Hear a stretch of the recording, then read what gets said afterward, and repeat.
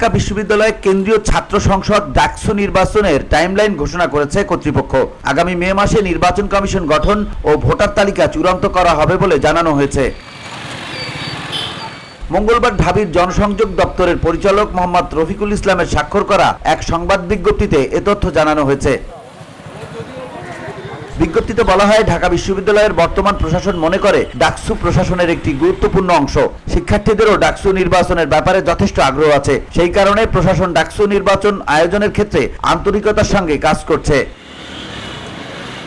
এতে বলা হয়, একটি সুষ্ঠু ও গ্রহণযোগ্য ডাকসু নির্বাচন সম্পাদনের জন্য বিশ্ববিদ্যালয় প্রশাসন গত ডিসেম্বর মাস থেকেই বিভিন্ন অংশীজনের সঙ্গে আলাপ আলোচনা করে। বিশ্ববিদ্যালয় প্রশাসনের পক্ষ থেকে নির্বাচন সুষ্ঠু, সুন্দর ও সুচারুভাবে আয়োজনের জন্য পদক্ষেপ ও অগ্রগতি সংবলিত পথনকশা প্রকাশ করা হয়েছে।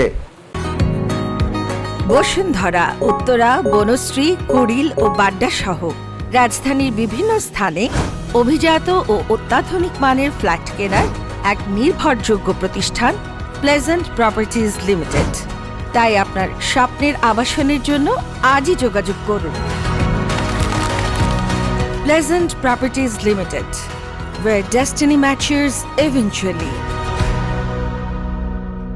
বিজ্ঞপ্তিতে জানানো হয়, আগামী মে মাসের প্রথমার্ধে নির্বাচন কমিশন গঠন করা হবে। এছাড়া মে মাসের মাঝামাঝিতে ভোটার তালিকা চূড়ান্ত করা হবে বলেও জানানো হয় বিশ্ববিদ্যালয়ের পক্ষ থেকে।